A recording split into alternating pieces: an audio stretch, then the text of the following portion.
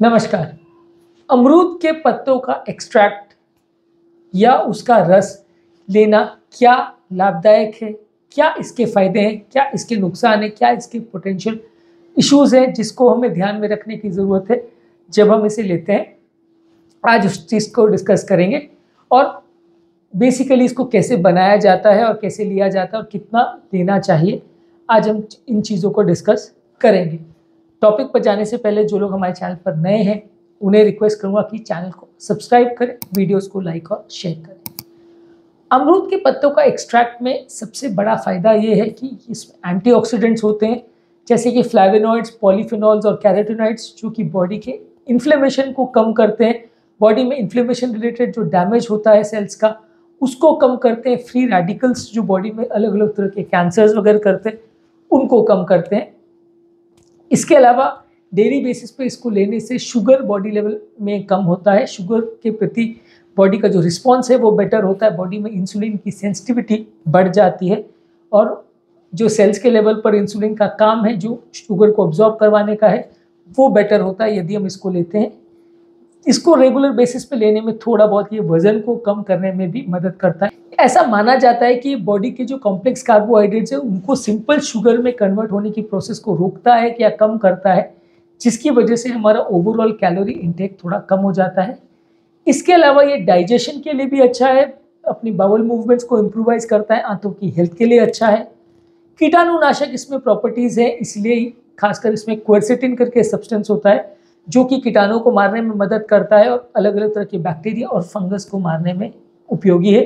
इसके अलावा इसमें कुछ एंटी इन्फ्लेमेटरी प्रॉपर्टीज़ भी हैं जो जॉइंट की प्रॉब्लम्स और कुछ हार्ट रिलेटेड प्रॉब्लम्स में भी मदद करता है अगर हम इसको रेगुलर बेसिस पे लेते हैं। यानी अमरूद के पत्तों में एंटीऑक्सीडेंट्स होते हैं, शुगर को कम करता है, वेट को कम करने में मदद करता है, डाइजेशन को सुधारता है, कीटाणुनाशक इसमें प्रॉपर्टीज़ है और बॉडी के इन्फ्लेमेशन को भी कम करता है। कुछ नुकसान भी है इसके। नुकसान ये है कि इसका क्लियरली कोई डोज डिफाइन नहीं है कि कितनी मात्रा में लेने से ये फ़ायदा करता है। किसी भी प्लांट प्रोडक्ट या एक्सट्रैक्ट में कितना कोई केमिकल है उसको कंट्रोल कर पाना मुश्किल है, इसलिए कितना केमिकल बॉडी में जा रहा है, वो एक्चुअल में फ़ायदा कर रहा है कि नहीं कर रहा है, इस पर इंसान का कंट्रोल करना बड़ा मुश्किल है।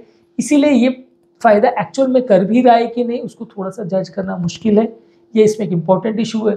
इसके अलावा ये शुगर लेवल्स को कम करता है, तो कुछ लोगों को जिनको डायबिटीज़ का प्रॉब्लम है उसमें शुगर लेवल थोड़ा ज़्यादा कम हो सकती है, खासकर तब जब हम इनको मेडिसिन के साथ में ले रहे हैं। तो इसके अलावा कुछ लोगों को इससे एलर्जिक रिएक्शंस हो सकते हैं कि जिस लोग को एलर्जी अमरूद के पत्तों से है स्पेसिफिकली, उनको अगर इसको ज़्यादा मात्रा में लेते तो एलर्जिक रिएक्शन हो सकता है, जिसमें खुजली आना, चकत्ते पड़ना या कई बार श्वास लेने में भी तकलीफ हो सकती है।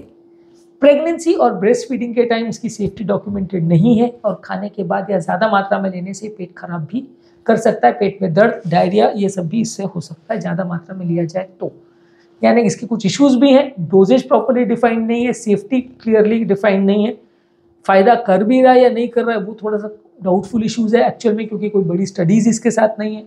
एलर्जी कुछ लोगों में कर सकता है, प्रेगनेंसी के दौरान डाउटफुल इफेक्ट है और कुछ लोग का पेट खराब कर सकता है।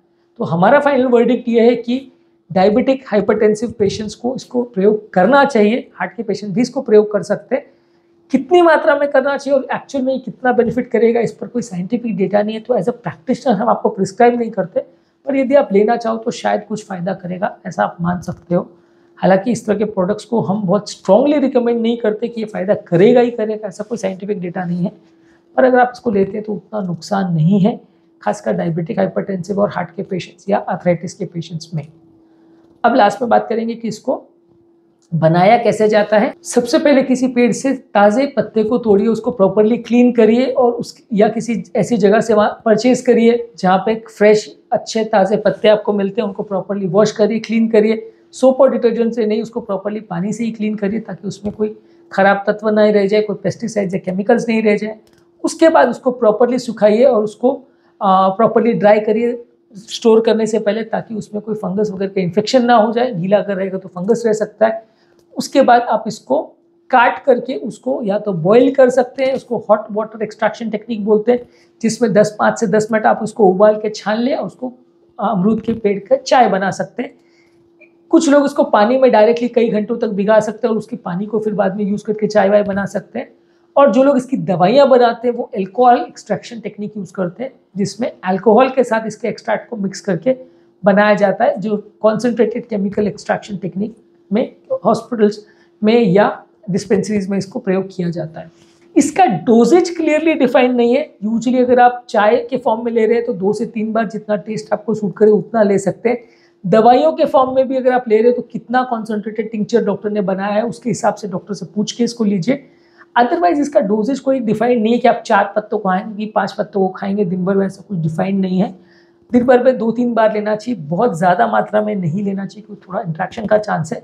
पर जो लोग को खासकर अगर एलर्जी है या प्रेगनेंसी वगैरह है या कोई मेडिसिन वगैरह ले रहे हैं तो वो प्रॉपरली, खासकर ब्लड थिनर्स अगर ले रहे हैं तो डॉक्टर के साथ पूछ के इसको ले तो अच्छा है।